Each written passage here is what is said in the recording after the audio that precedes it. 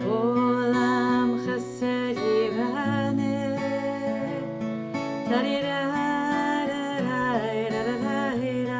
the lyrics are in the chat. It's a Google Doc. Olam chesed yivane,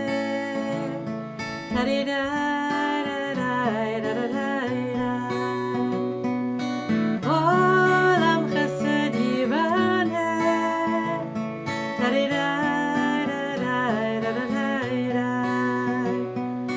olam chesed yivane,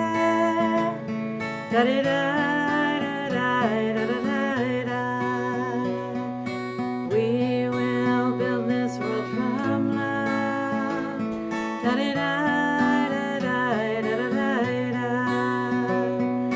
You must build this world from love.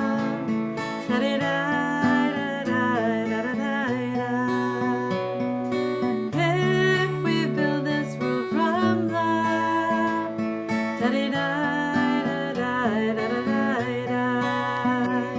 then God will build this world from love.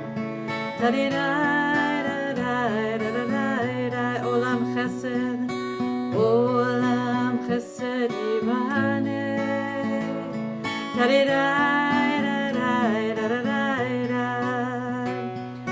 Olam chesed yivane.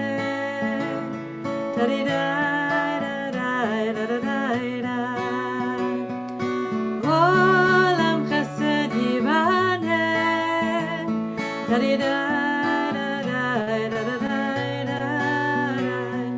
Olam chesed yivane.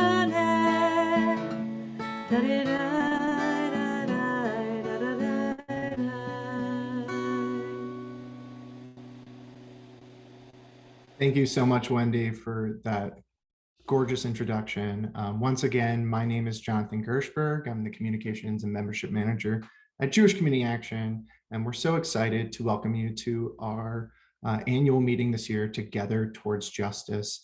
A couple of housekeeping things just before we begin. Today's event is both transcripted, where you can find subtitles at the bottom of your screen. If you go to the live transcript and click Show Subtitle, you can also hide those subtitles if you so choose. We also are live interpreting this meeting through ASL. Our wonderful ASL interpreter, Laura Robinson Perez, is on this meeting. So if you find her screen, you can pin it and have her interpretation there throughout the meeting. Without further ado, I'm going to pass it over to one of our organizers and the incomparable Kamar Yochanan for setting the tone for this meeting today.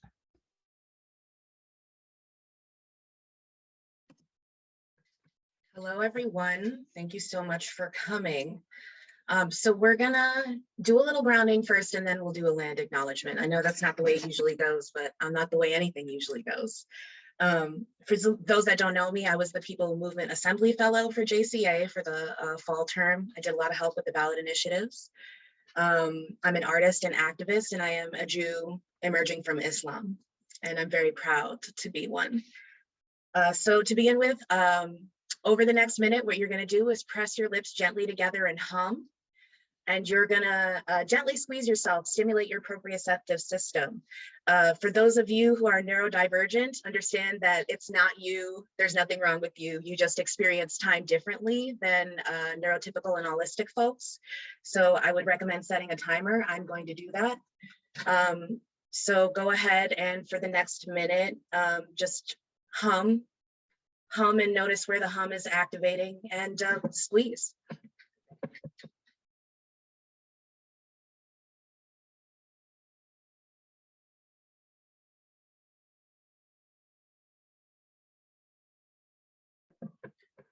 I'm going to talk to you a little bit as you do that. So if you can hear me, I want you to notice where the hum is flowing freely and where it isn't, where there's tension. And try and send the hum into the tense places.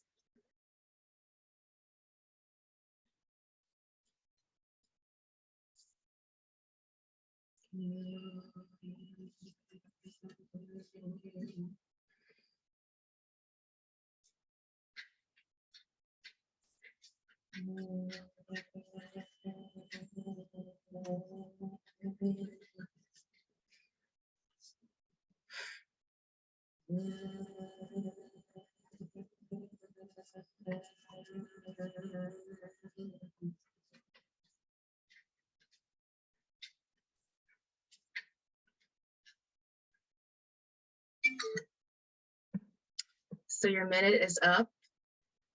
I want you to stop humming, but I would love it if you continued to squeeze yourself.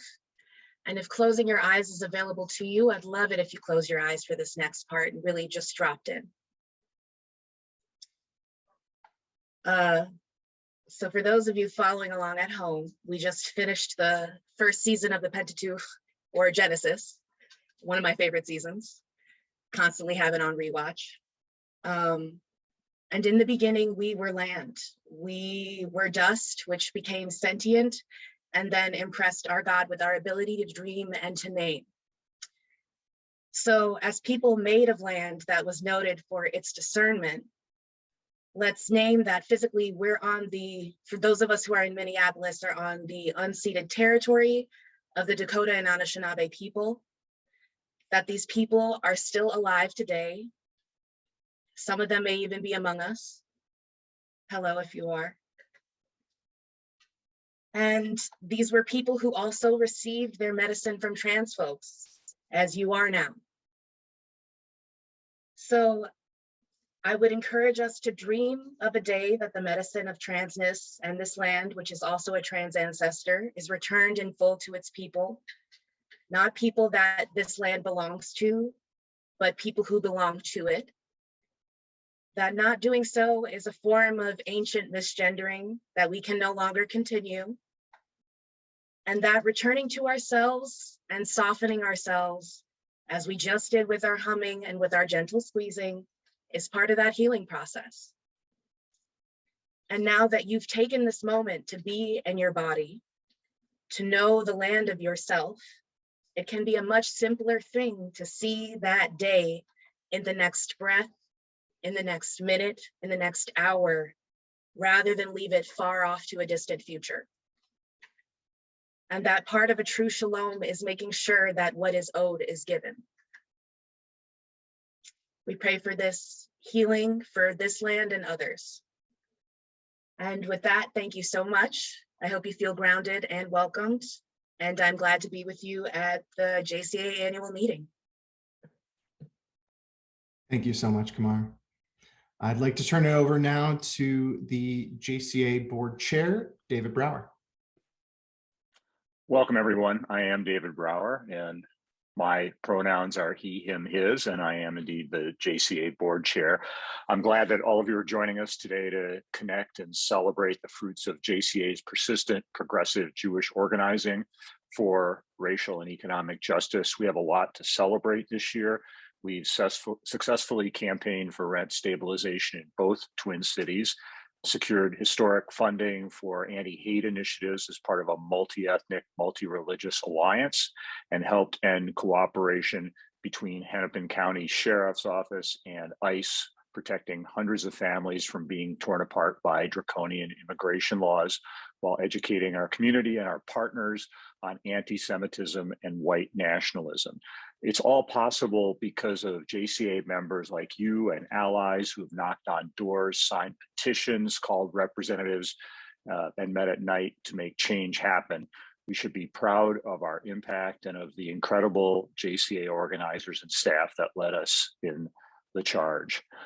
Sadly, for all of us, this is also the last annual meeting with Karen Mratz serving as executive director. She's been on staff since 2004 and our executive leader for the last 5 years, but she's been more than that. She's been our public face, our institutional memory, our teacher, and more than occasionally our rock star. My heart dropped when Karen let us know it was time to pursue other dreams, but we've always, as an organization, pursued justice together with you as members, our staff, and our allies. So it wasn't long before I and fellow board members began to draw strength from the very thing that Karen has built, an organization with more members than ever, more campaigns than ever, and more support than ever. We all stand on the shoulders of ancestors, and while Karen is far too young to be called that, our next executive director inherits an organization that's not in crisis, but is blossoming and is making a real impact on our communities. Karen has also given us the tremendous gift of time to find her successor. We're currently circulating the job description for executive director, and I really want to emphasize to all of you that if you or someone you know strikes you as a visionary leader who can continue our grassroots organizing to justice, please read the job description that is hopefully linked in the chat. Folks have until January 10th to apply, and we hope to announce the new ED around Passover. Luckily, that's some months from now, and we will all benefit from Karen's leadership until then. So without further ado, I will send it over to her with all my gratitude.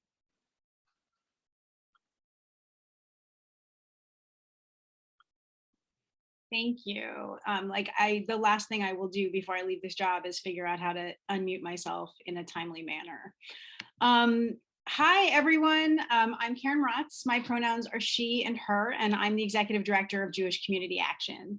As David said, this is my last annual meeting as JCA's Executive Director. It's my second now on Zoom, like many of you, and I hope to join you all for next year's meeting in person as a member. As David said, I came to JCA in 2004. I came to JCA looking for a day job while I went to graduate school at night. And I remember when Vic interviewed me for my job, I was wearing one of the suits that was my normal daily uniform in my corporate management job that I left. And he said, "This suit looks amazing. You will literally never wear this suit again." You know, after 18 years and a global pandemic, I'm not going to try it on. But he was right. I have not worn the suit again. I came to JCA as the office manager, and within a year, I was organizing unaffiliated Jews with our Indie Jews program. For me, coming to work at JCA was the first time I ever found a place to do social justice as a Jew.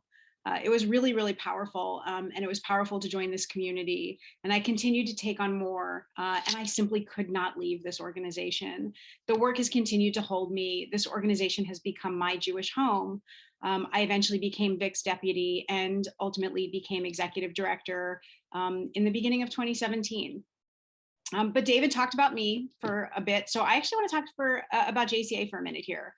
In the time that I've been at JCA, we have experienced some really, really big highs. You know, certainly statewide when we passed marriage equality and defeated voter ID, especially I want to identify that when we were working to pass marriage equality and JCA decided to also work on voter ID, this was controversial. And I remember leaders calling Vic and saying, "What are you doing? JCA can't work for voter ID. It'll hurt our work for marriage equality." And he said, "No, we're not going to be that organization that turns away from our partners in communities that are deeply, deeply experiencing voter suppression and discrimination." And it was a moment when I was really proud to be at JCA. I joined the organization right after, or right in the middle of the work that we had been doing in the city of St. Paul to pass an ordinance, which we did in the spring of 2004. The St. Paul City Council voted unanimously to pass an INS city separation ordinance. And I see the through line from that kind of work to the crime-free ordinance that our members passed last summer in St. Louis Park, to the work that we did to advocate at Hennepin County this year to allocate funding to the response to bias-motivated crimes, to the work we did to pass rent stabilization in St. Paul this year. This work is so hyper-local, right? Our members are always organizing in our own backyards and fighting for policy that will improve lives directly and immediately. And our work is about understanding how to have the greatest impact and then moving forward in coalition, in relationship with other communities. It's been amazing to see our community mobilize after the ICE raid in Postville in 2008. And after the police killings of Jamar Clark and Philando Castile, and then watching our community last year after the murder of George Floyd go even further and not just show up in solidarity, but invest deeply in mutual aid and neighborhood defense in their own neighborhoods.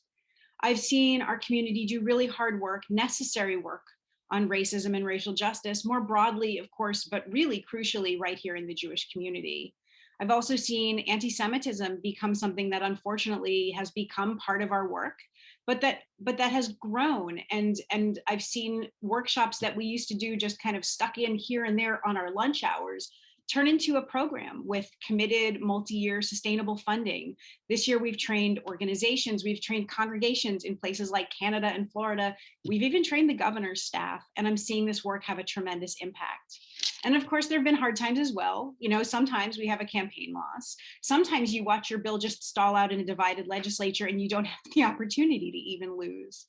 And we've definitely seen rising violence and attacks on Jews in the Jewish community. We've certainly had our own office defaced. And I know that myself and other members of the staff have received threats. And of course, we've lost some of our beloved members and champions in our work, and we've had to say goodbye. There have also been some really fun times, funny times. We hosted a Jewish story slam a couple of years ago that was hilarious. There have been a lot of different antics on Give to the Max Day. I'm remembering making Vic do a dramatic reading of Taylor Swift lyrics a number of years ago. I'm remembering Izzy and Aaron had promised to shave their beards if they raised a certain amount of money, and they ended up standing in the middle of the office shaving each other while Lauren stood 5 feet away coughing the hair out of her mouth as it floated through the air. It was really disgusting. But at the time that I've been at JCA, you know, I've had 2 kids. My oldest started high school this year. I've been on staff through 4 presidents, 3 governors, and I watched Minnesota's statistically improbable streak of Jewish senators end, sadly. And while it feels impossible to imagine, for me, not being at JCA, it also feels like the right time to do that. So I want to thank our founders, Frank, Rachel, and David, for starting an organization that became my Jewish home, and Vic, who paved a trail and then handed me a map. And I want to thank the board who hired me 4 years ago, and thank the board that we have today, who will lead the transition to new leadership. And I want to thank some amazing mentors and role models that I've had in Jewish social justice, including Stosh Cotler, who we'll hear from later. And I want to thank every staff member, past and present, and every JCA member who has ever donated or been involved in a campaign or met for coffee or a meal, or who went for a walk or a hike, or just showed up to donate a random stack of books to our library, or random electronic equipment that we absolutely did not know what to do with, but we definitely kept until we figured we'd figure it out. And everyone who attended a hearing and a protest and a party in a bar on Christmas Eve. As David said, I'm leaving to pursue other dreams, but I want to tell you that right now I'm kind of living my dream. I'm living my dream, which is to send JCA forward strong. We're doing crucial, exciting work. I'm grateful for all of this work and all that all of you have given me. So thank you, and I hope that you enjoy this year's annual meeting. I know that I've met so many friends in the Jewish community and outside the Jewish community at JCA annual events, including the annual meeting. And I really hope some of those connections have started today. It's our connections and our friendships and our alignments that power our progressive organizing. And because of your attendance here, your commitment and your support of JCA, we've accomplished a lot over the past year. And we're really excited to share with you some of those achievements in this video from our organizers. So without further ado, let's hear from the organizing staff of what we've accomplished together in 2021.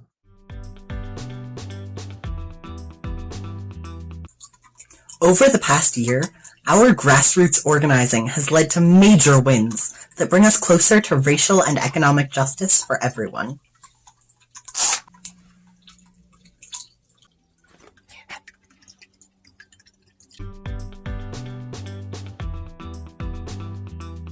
In St. Paul, JCA member leaders worked alongside community partners in the Keep St. Paul Home campaign to win a landmark rent stabilization policy that'll help protect renters in St. Paul and lead the way for tenants organizing across the country and beyond. Across the river, member leaders from JCA worked alongside fellow community leaders in the Home to Stay campaign to win the right to craft a strong rent stabilization policy for Minneapolis, one that centers marginalized renters and is shaped by the values of the community.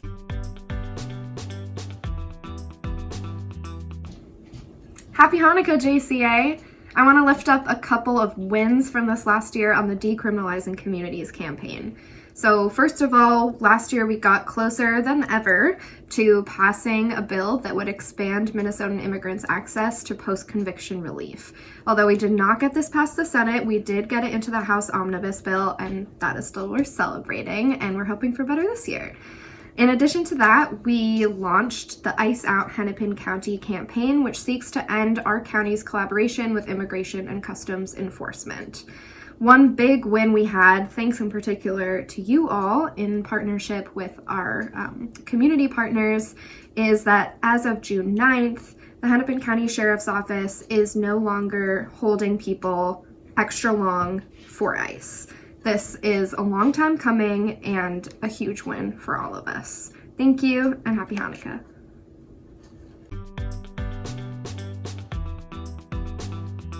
Hey y'all, my name is Enzi Tanner. I use he, him, his pronouns. I'm a community safety organizer here at Jewish Community Action. Really excited to just talk about some of the things we did this year. We got to hold some really fun and creative conversations on community safety and dreams and visioning around community safety. We got to hold a book club on America on Fire, a new book about the rebellions in the 1960s. And we got to have lots of really fun and challenging conversations around race and anti-Black racism within the Jewish community. I really look forward to next year in 2022 to see what happens with the community safety program. And I really look forward to supporting the ongoing work of JCA as a member leader. Thank you.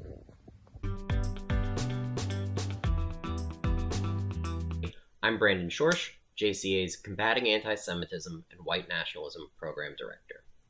This year, our program has had a wild ride. From the horrific events on January 6th that shocked the nation, and of course our own communities, we began to go and offer JCA's Combating Anti-Semitism and White Nationalism 101 classes weekly throughout the first 3 months of this year. We've trained over 700 people about the systemic origins and causes for today's extremism. And over the course of this year, we've also had a number of book clubs. We've read things like Talia Lavin's Culture Warlords, right here, fantastic book. We've also read things like America on Fire, studying the history of uprisings in the United States.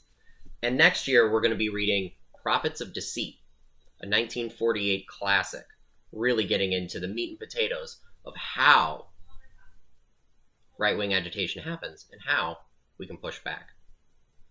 I'm hoping to see you all next year. This has been a wonderful year together, and we've accomplished so many great things, and I can't wait to see what happens next.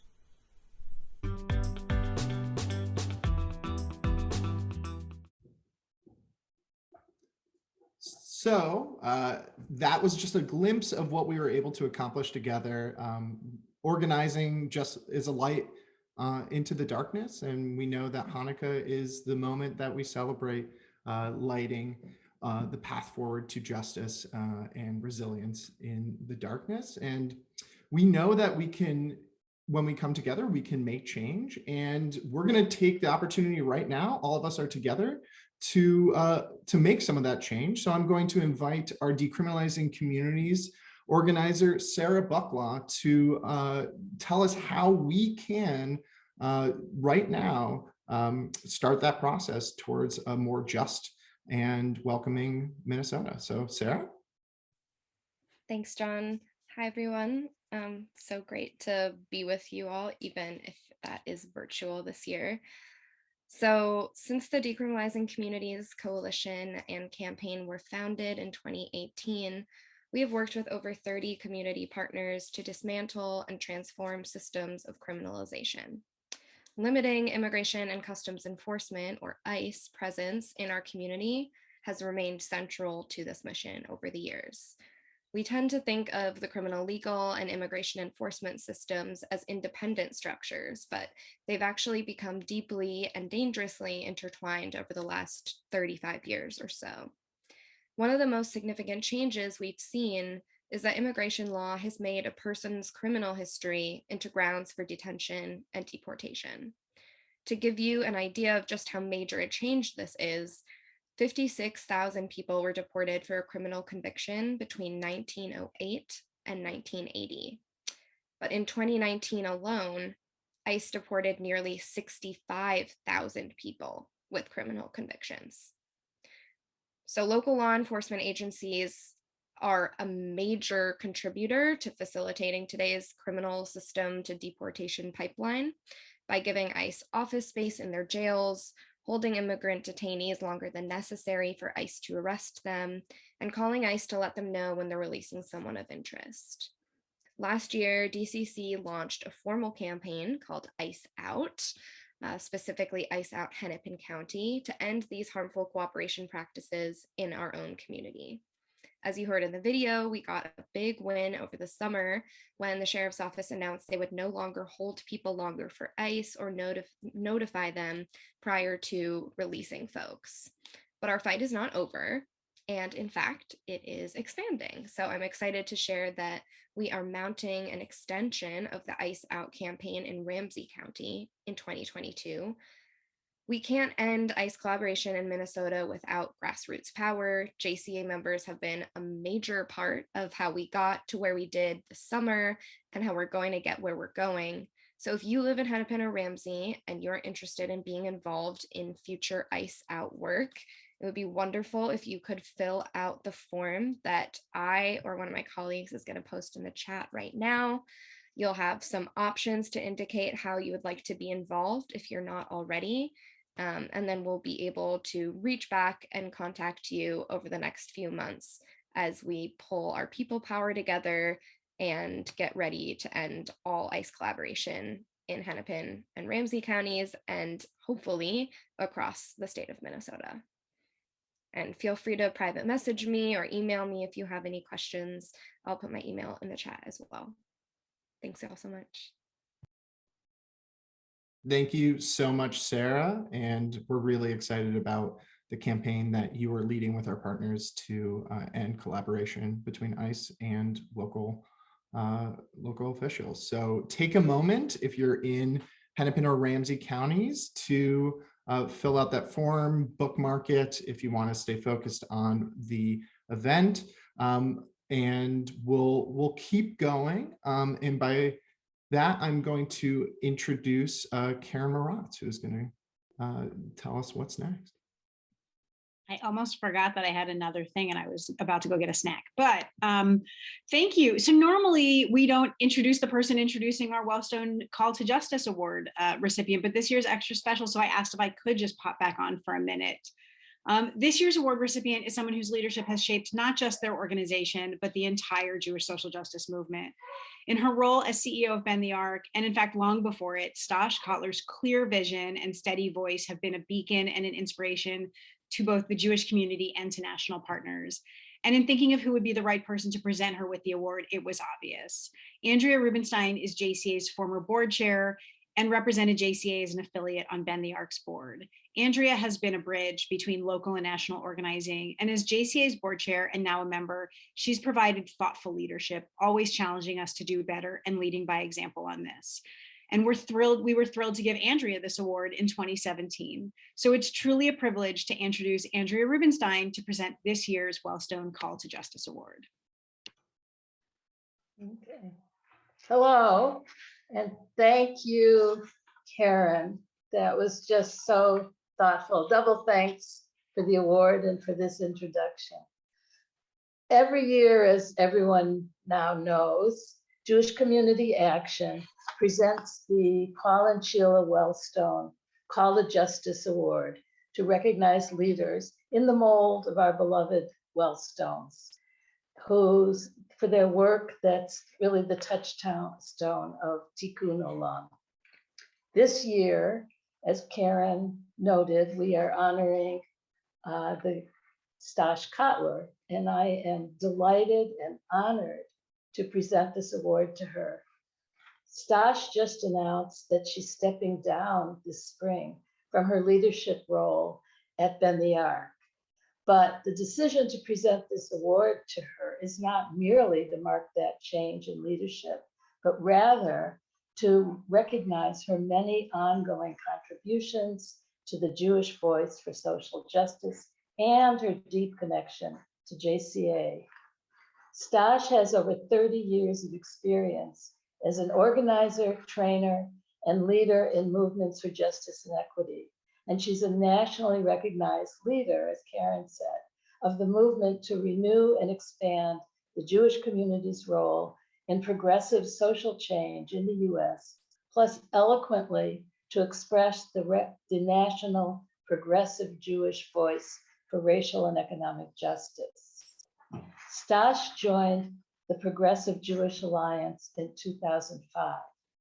Ben the Ark, a few years later, emerged as the offspring of the merger of the West Coast's Progressive Jewish Alliance and the East Coast Jewish Fund for Justice. 10 years ago, in 2011, at the time I was on the new Ben the Ark board as JCA's representative, Stosh was the executive vice president, and then she became CEO in 2014. In 2014, the Forward named her as one of the 14 Jewish women to watch. And in 2015, she earned further recognition by the Center for American Progress as one of the 15 progressive faith leaders to watch. In her many years of leadership and continuing accolades, we too have watched as Stosh has overseen many of the organization's most successful national growth strategies, focusing outwardly to facilitate the unprecedented expansion of its grassroots base to more than 100,000 people as the moral majority, and focusing inwardly to bring Jewish leaders of color to Ben the Ark and further to strengthen its commitment to racial justice. The Ben the Ark board has this to say about her, and I quote, "We would like to take a moment to celebrate just a few of Stosh's achievements and examples of her exceptional leadership over the past 7 years. Under Stosh's tenure, Ben the Ark has more than doubled its annual dollars raised for our work, expanded field operations from 3 to 26 cities nationwide, and grown its electoral work to an unprecedented scale.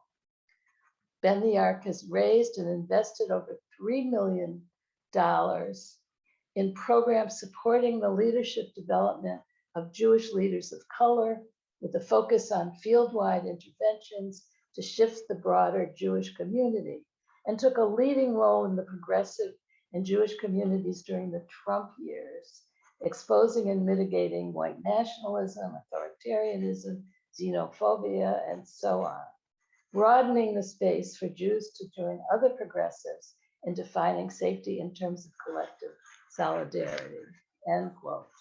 You can see by the work of Ben the Ark why Stosh and JCA have had such a natural affinity. Our vision, mission, and values coincide. It was thus no coincidence that early on, as Ben the Ark was forming, Stosh and Ben the Ark sought out JCA to be one of its first affiliates. She even came all the way to Minnesota to begin those discussions. She came back to Minnesota to participate in our big 20th anniversary celebration in 2015. One fond memory I have of that time was my opportunity to accompany her when she gave the Shabbat morning Devar Torah at a local synagogue. She had decided to speak about Black Lives Matter, then a pretty new movement, and we were both nervous about her reception. As always, however, she was articulate and persuasive, and her message not only resonated, but it generated great excitement and support by the congregation. Stosh, I'm disappointed that the pandemic, and probably the Minnesota weather, prevents us from giving you this award in person, but please accept it as a token of our deep appreciation of your leadership, your support of JCA, and of our friendship. We wish you well as you look forward to your next adventure, and have no doubt there will be another great one. I turn it over to you. Thank you so much, Andrea. It's so wonderful to see you and Jim, and thank you, Karen. And I am deeply honored to be with you all today and to accept this award named after the great Senator Paul Wellstone of beloved memory. And that's a gorgeous award. And I will personally be there to hug and kiss all of you at some point in time. But for now, it is just a beautiful thing to be together in these little square boxes, and I can see and feel you all. And I'd like to just take a moment, because I think I have award recipient privilege, if there is such a thing. I'm going to make it so, to put a spotlight for just a bit on the tremendous and tenacious and singular Karen Moratz. Yeah, cover those eyes, do what you will, but take it all in, like really, I hope that you really can feel this, Karen. So people call Senator Wellstone the conscience of the Senate, and I want to say that so many of us could say the same thing about Karen and applying that title to her as the conscience of the Jewish social justice field. Karen's moral compass is unwavering, as so many of us on this call know. She has consistently shown up to do the work, whether that's in front of the cameras, in front of a microphone, but most often, as she and I and so many others know, is behind the scenes every day, not at all glamorous, not at all sexy, but 100% necessary. I credit Karen for skillfully stewarding JCA from Vic's legacy organization that he painstakingly built with so many of you into a totally new level of leadership, the powerhouse organization that you are today and will continue to be going forward. Something that was definitely not an inevitability, but rather a reflection, Karen, of your courageous, steadfast, and thoughtful leadership, building a staff and board who could rise to meet the needs of a country tumbling into authoritarianism. I've seen Karen speak difficult truths to people who need to hear them, having painful conversations with non-Jewish colleagues about anti-Semitism, and standing up with and alongside non-Jewish allies, even when it's been unpopular with some members of our own Jewish community. And of course, it does not ever hurt that she is dangerously funny, as we've even seen on this call and in every single meeting I've ever been in or non-meeting. When Karen and I both step down, each of us will have served our organizations for 18 years. And I definitely don't need to point out to anyone on this call that 18 is quite an auspicious number. High. Life itself. And so, Karen, I want to thank you so much for giving your life force to Jewish community action in the Jewish social justice field you have helped to build.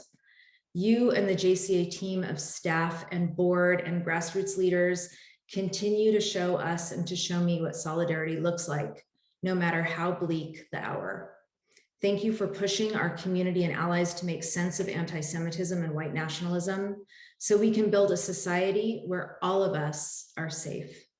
And for holding us to the highest truth, that when we join across lines of difference of any kind, when we show up with our full selves, sometimes laughing, sometimes sobbing, and when we fight for each other and not with each other, we can create a country where freedom, safety, and belonging are for all of us, no exceptions. I offer my deepest blessings, Karen, as you move into whatever and all of what is next for you. I know it is going to be so brilliant.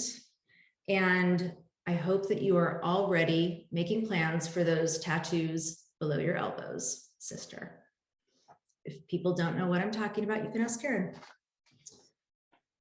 So, I'm incredibly humbled and honored to be here to accept this award. And I would never claim this honor for myself alone. My work has been for community, and it has also been by community and with community.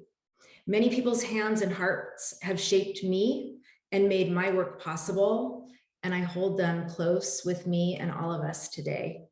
I hope to honor all of their contributions to our movement with this award from the entire staff, current and past, of Bend the Arc, to our board of directors, our supporters, to our movement partners and allies with whom we do every single bit of our work.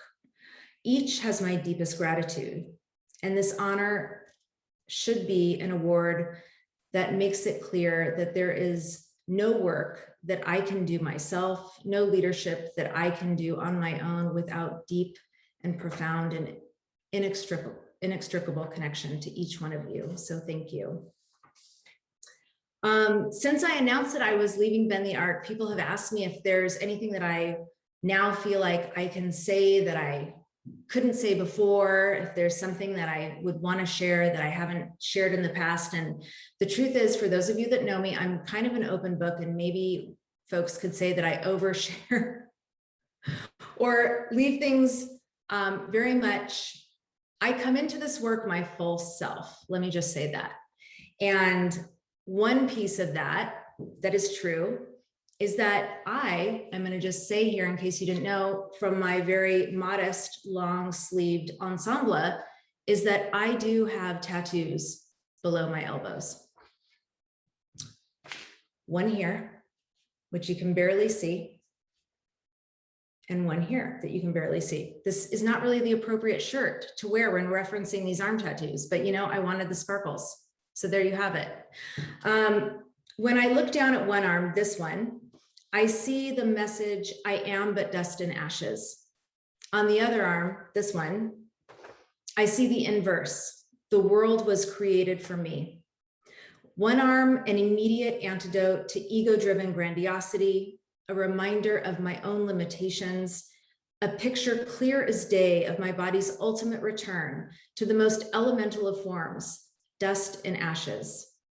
On my other arm, an equally powerful expression of life's wonders and mysteries, an invitation and provocation to delight in being alive right here and right now, and simultaneously a call to live into my purpose. If the world was actually made for me, it means I must have something to offer. This teaching comes from Rabbi Simcha Bunim, a Hasidic rabbi who taught that everyone should keep these sayings on slips of paper, one in each pocket, so that when we are feeling desolate, we just reach into a pocket and we remember that the world was created for us. And when we're feeling high and mighty, we reach into that other pocket and we remember that we are also but dust and ashes.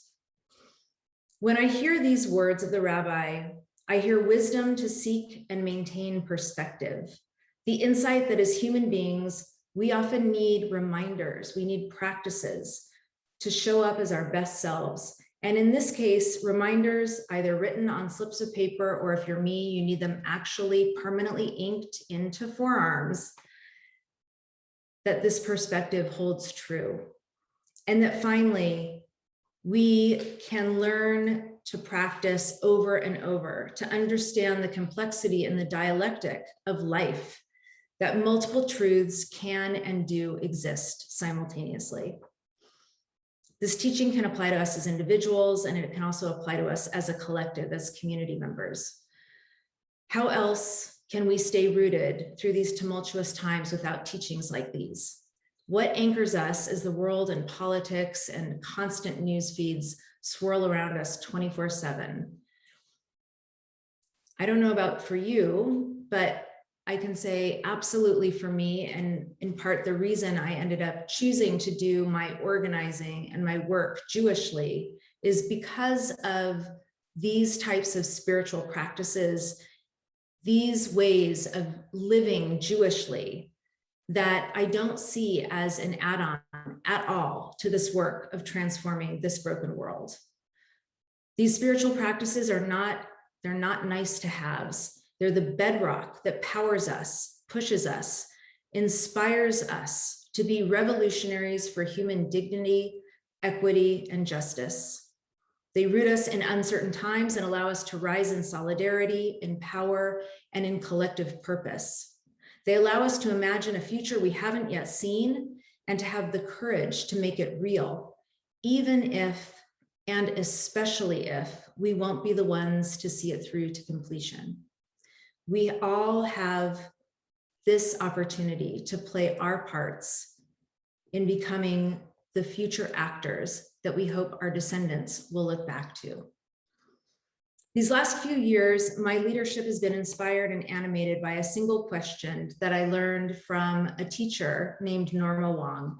And I'm going to share it with you now. And anyone who's been with me at literally any time I've ever had the opportunity to speak in public, you've probably heard me share this question that I just find to be literally a daily meditation and so, so brilliant from Norma. And the question is, what kind of ancestor will I be? What kind of ancestors will we be? This question speaks to me because it is audacious and hopeful, living simultaneously on the horizon of a future I will not directly know, but grounding me firmly in my responsibility and purpose now. Our ancestors have lived through periods of profound injustice and disregard for human dignity and human life. The world was created for me. I am here now with power and love in my heart, and they knew that too. And I am but dust and ashes.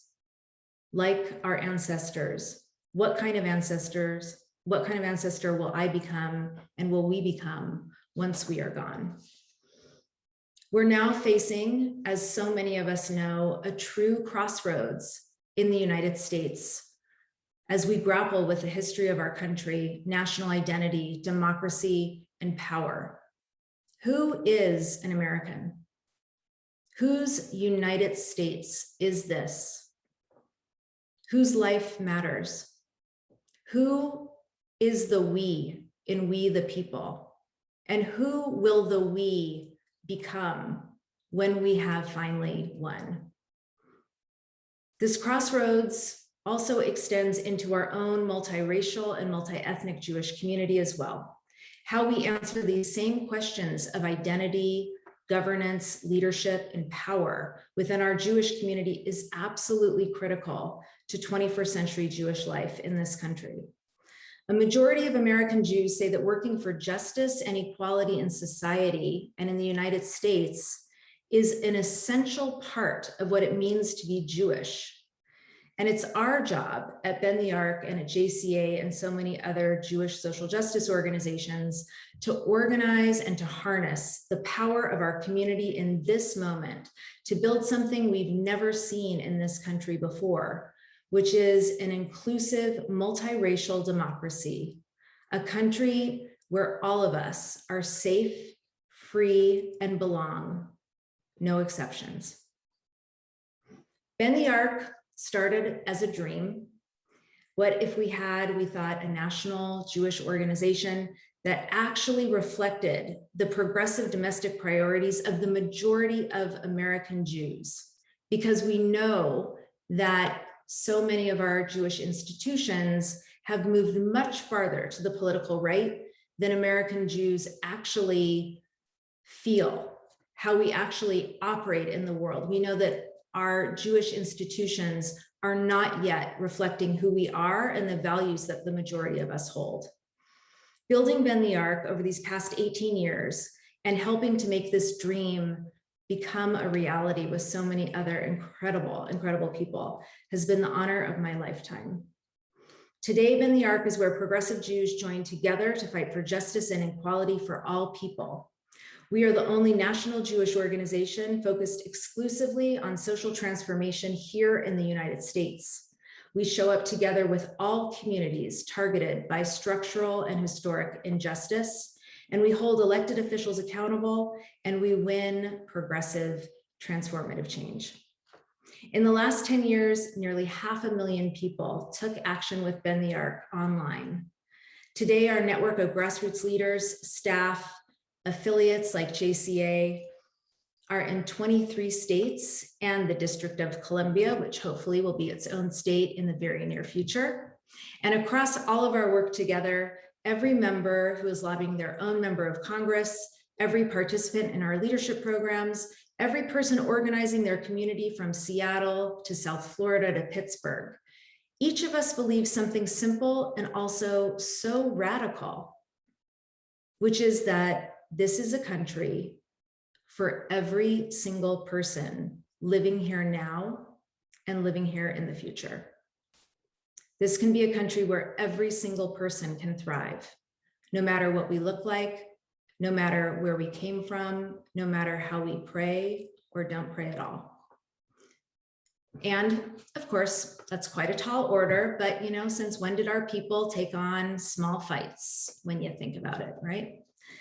So when future generations ask us about this particular time with its unprecedented complexities and pain, what will we tell them? I believe we will be able to tell them that together we rose up with all of our righteous fury and unstoppable joy, so much joy, that is also rooted in moral courage and fierce love to make their future possible. That is what I hope I will be able to say at the end of my life, and that is what I hope our descendants will be able to say about all of us.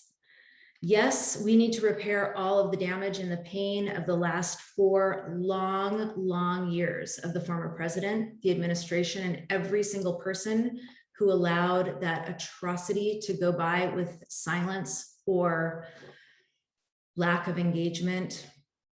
And there's a long way to go, but this can be a country for all of us. And yes, we need to face and confront the profound truths of the last 400 years, that our country was built on a promise of equality, but a foundation of white supremacy, rooted in violence. And this can still become a country for all of us. And yes, we need to push white nationalism out of the mainstream. We need to dismantle anti-Semitism.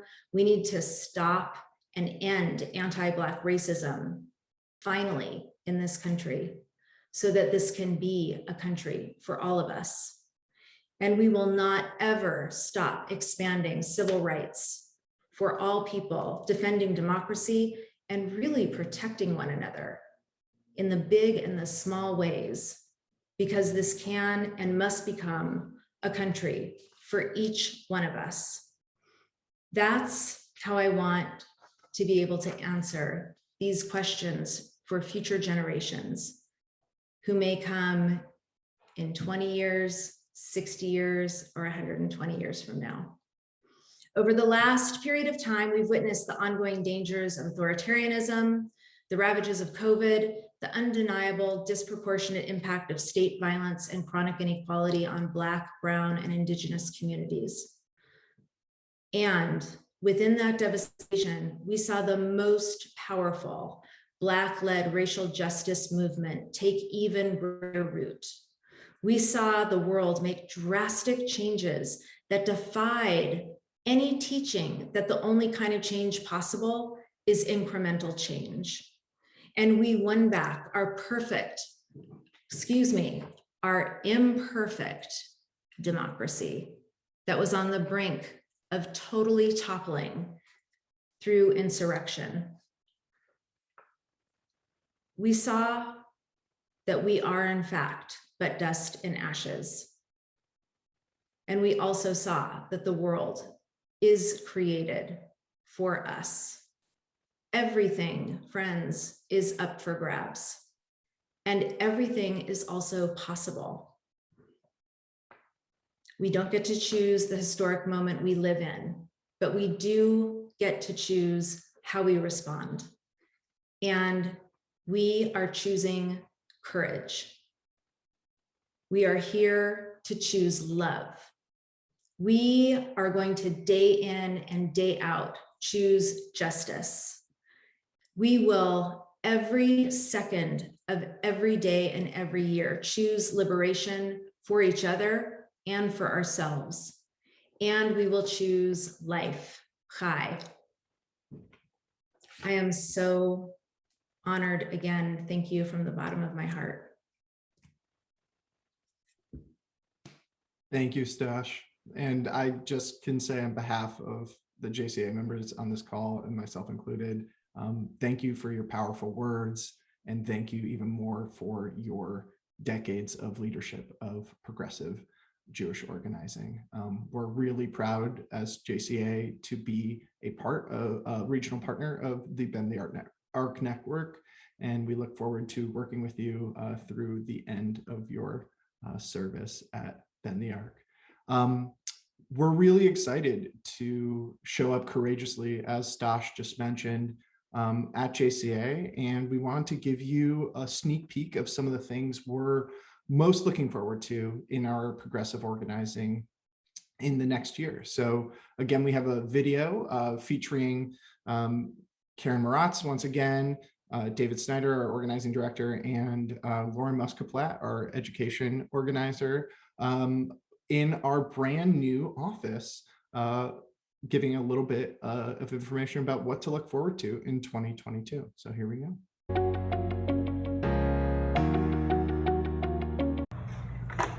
Welcome to the new JCA offices.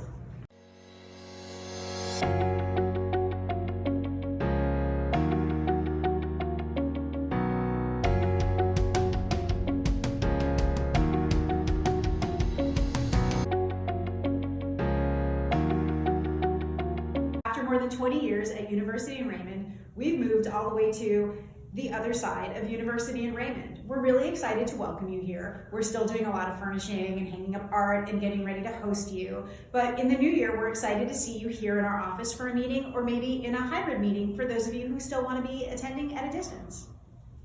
I am so excited to continue the grassroots organizing that we've done in 2022. And with this new space, we are going to have an organizer bullpen, a shared space for the organizers where the campaigns are going to live and breathe and launch from. Following our success in Hennepin County, our Communities Combating Hate Coalition is returning to the state legislature this year to advocate for our bill that will improve the state's response to bias-motivated incidents. We've had some really promising meetings with the Department of Human Rights and the governor's staff, and we're really enthusiastic about returning to the legislature with a bill that really reflects the diversity and breadth of our coalition. So some of the campaigns I'm really excited to work on in 2022 with JCA and our partners are the Decriminalizing Communities campaign. We are building on a significant victory with the Hennepin County Sheriff's Department last year in ICE separation, getting ICE out of Hennepin County and protecting our neighbors from deportation. We're continuing that campaign and extending it into Ramsey County. In housing, our suburban housing teams have changed the whole conversation about affordable housing in the West Metro suburbs, and they're going to continue to advocate for and pass tenant protection ordinances and deeply affordable housing, rental housing funding. Our Minneapolis and St. Paul housing teams are building on this incredible victory that we had at the ballot around rent stabilization last year. We are going to be part of an effort to pass the strongest possible rent stabilization ordinances in Minneapolis and St. Paul, and we're also supporting the Tenant Opportunity to Purchase Act. Finally, in community safety, we are continuing the conversation with our members, building a leadership team, and continuing to educate our members about how we show up in spaces around community safety and policing. How does the Jewish community show up? So I look forward to joining you there. Thank you. So a couple things I'm excited about that we have coming up is one, our next cohort of the Sedek Institute. This will be our 13th cohort. And what the Sedek Institute is an opportunity to learn about how to do community organizing and about social justice from a Jewish lens. We build community and then we get involved in different campaigns that we're working on. So that'll be coming up this winter, and we're really excited to launch that group again.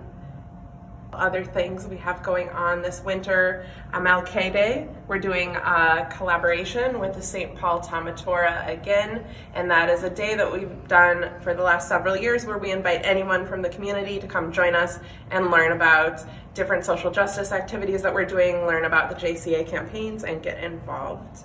The final thing that we are really looking forward to is our annual Freedom Seder, which will be coming up late spring. So that is a beautiful event. If you haven't been before, it's bringing together people from all different communities to share stories related to the Passover story and connecting them to current struggles for liberation. So keep your eyes open for the dates on those, and we look forward to seeing you at all of our events coming up. It's the door, and that's probably fitting because we announced earlier this fall that in the spring, after 18 years on staff at Jewish Community Action, I'll be ending my tenure as director. I'm excited to spend the next few months working with the board and the transition committee to hire my successor. And then after next spring, I'm excited to join you all as a member. See you in 2022. See you in 2022. See you in 2022.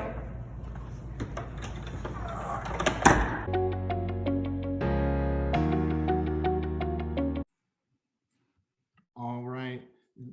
That was just a sneak peek of what we're working on. And one of the things that I think about constantly in this work is how all of this is only possible when we come together and when we use our power and use our voice to make a difference. And to talk more about that is JCA board member Jessica Shearer.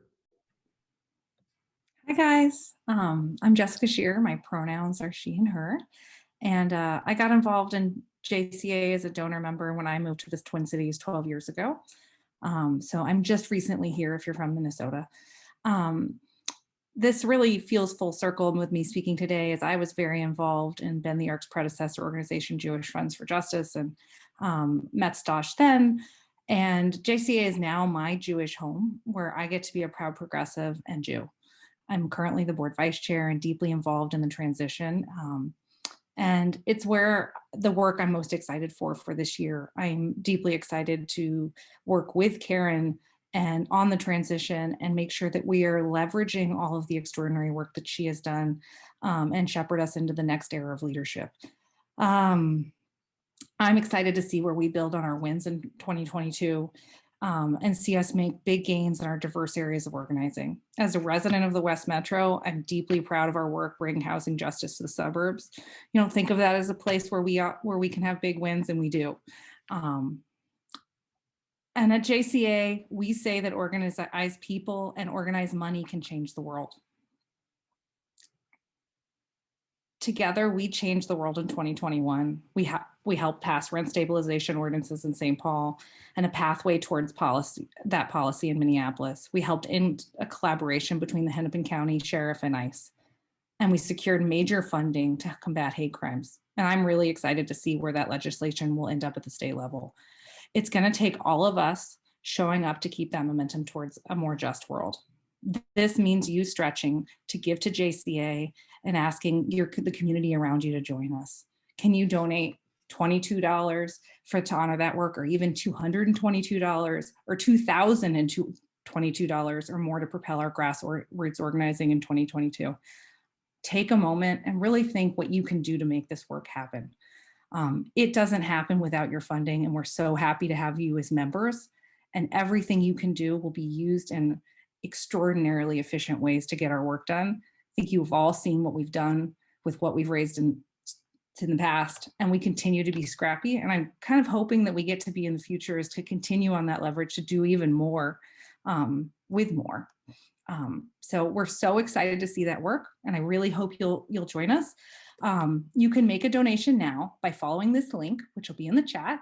And I thank you so much for being here, for being part of our community. And I can't wait to work with you in 2022. And I'm hopeful that we'll be able to be together. And I really have to believe in it to honor Karen's leadership in person and get together and just to celebrate this work. And with that, I'm going to pass it off. Thank you so much, Jessica. And thank you, everyone who's come out today to honor Stosh's leadership, honor Karen's leadership, and support Jewish Community Action's progressive Jewish organizing that is making real change in our communities here in Minnesota. I was a member many years before I became a staff member, and it's a real honor to work alongside all of you to make the world a little bit closer to what we know it can be, and we know that we need it to be. So I just would want to express how grateful I am for all of you to be here today, and how, as a community, we show up for each other and we show up for our partners. day in and day out. And so with that, I'm going to hand it back over to Wendy, who is going to close us out with song. You can find the lyrics at that link that she has posted in the chat. Hey everybody, let's give another round of applause. Let's start with all the board members. If you're a board member, will you raise your hand or wave out? And thank you so much for making sure the organization sustains. And let's give a shout out to Lori Robinson Perez. I'm sure I said some of those words right, for signing everything. And then to the amazing staff at JCA, everybody. If you work for JCA, or if you've ever worked for JCA, or if you're going to work for JCA, give a wave. And for those of you who know this song, you know what's coming. But for those of you who don't, this was written by a 21-year-old who, when he thought about Elijah the prophet bringing the Messiah, he said, nope, we need to be the hands of God, of the Messiah, to bring the peace. So for all of us, we just do a little round of Eliyahu Hanavi, Eliyahu Hatishbi, Eliyahu Hanavi,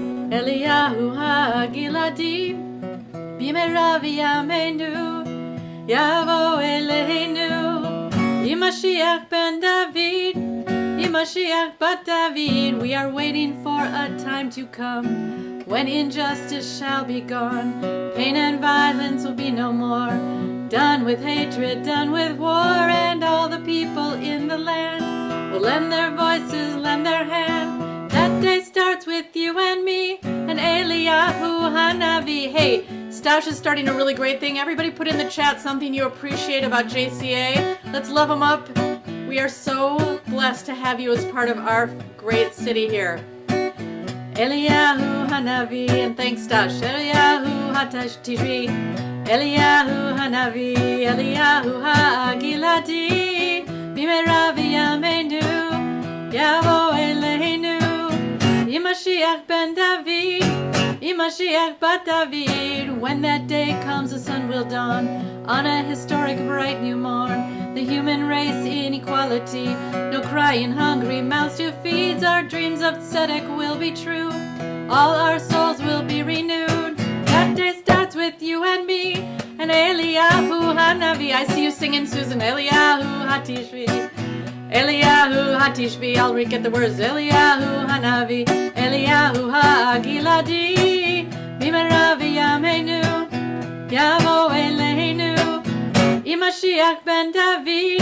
Imashiach bat David. Repeat after me, so we will not wait a minute more. You got it, Leslie. To build the world we're waiting for. Building starts with you and me. This is fast. And Eliyahu, Eliyahu, Eliyahu, Eliyahu, Eliyahu Hanavi, Eliyahu Hanavi, Eliyahu Hatishbi, Eliyahu Hanavi, Eliyahu HaGiladi, Bimeravi Yameinu, Yavo Eleinu, Imashiach ben David, Imashiach bat David, Eliyahu Hanavi. Have a great afternoon. Thanks for all you do, everybody.